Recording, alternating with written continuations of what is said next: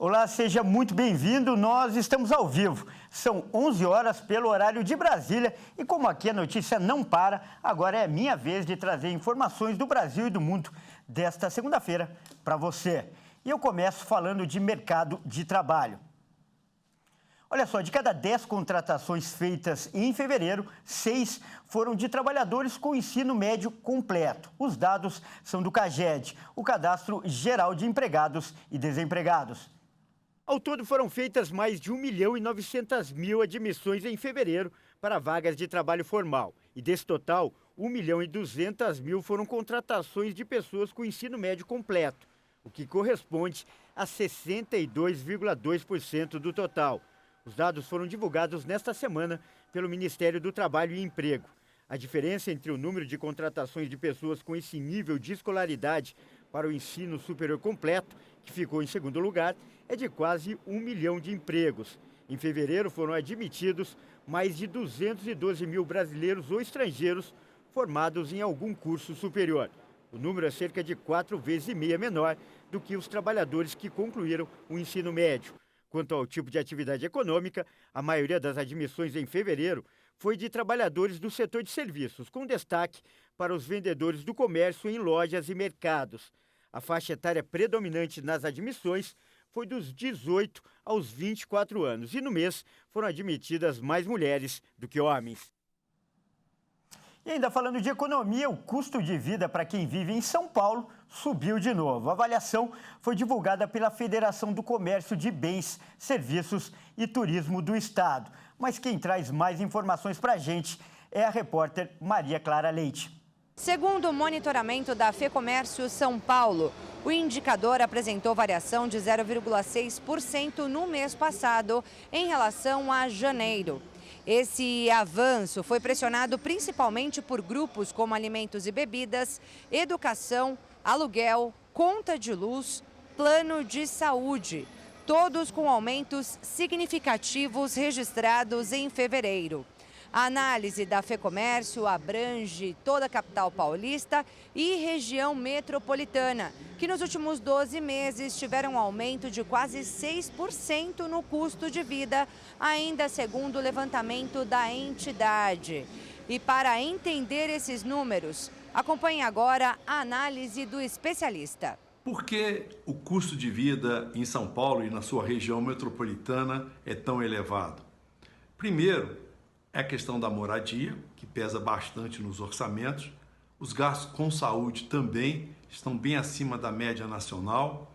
E, nos últimos meses, tem peso a educação e também a alimentação. Então, esses fatores acabam encarecendo a vida em São Paulo e na sua região metropolitana. Se comparado aos demais estados ou cidades do país, Rio de Janeiro também está entre as mais elevadas. Mas nada se compara aos gastos que são feitos em São Paulo, que, de fato, pesam demais nos orçamentos.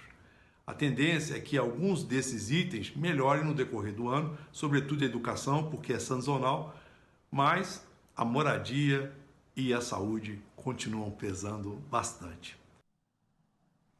E a polícia do Rio de Janeiro prendeu uma mulher apontada como uma das principais articuladoras dos ataques no Rio Grande do Norte. Andresa Cristina Lima Leitão vivia escondida no Rio de Janeiro desde 2020.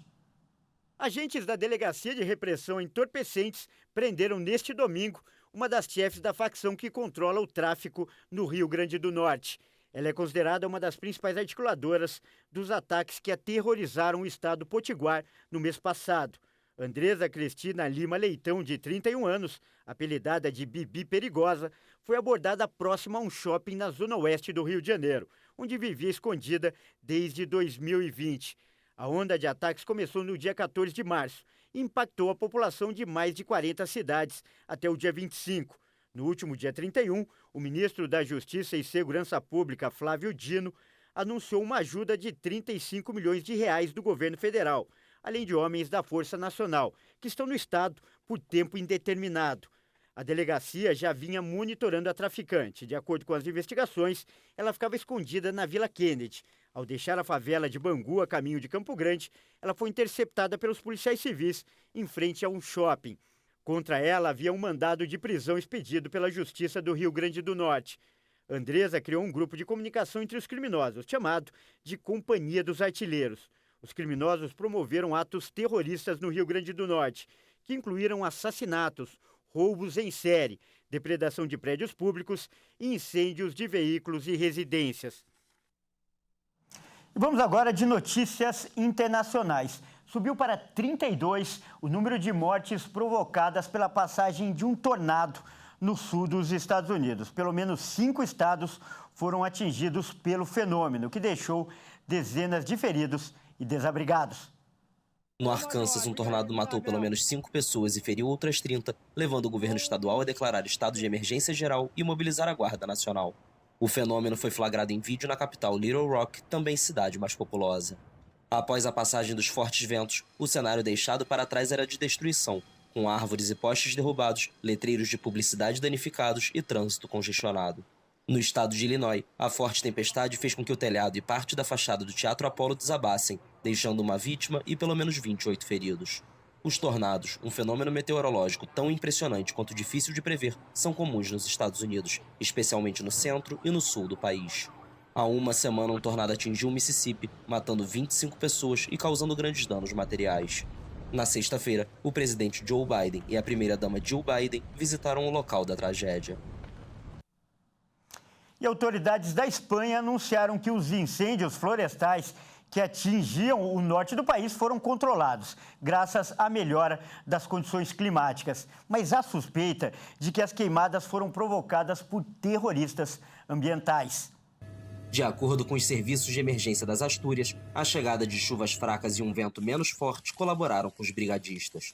Os incêndios se multiplicaram simultaneamente nos últimos dias, provocaram a retirada de quase 400 habitantes e mobilizaram uma parcela importante do Corpo de Bombeiros. Ao todo, 11 mil hectares foram afetados na comunidade autônoma na costa atlântica norte, onde as autoridades indicam que as queimadas foram provocadas deliberadamente.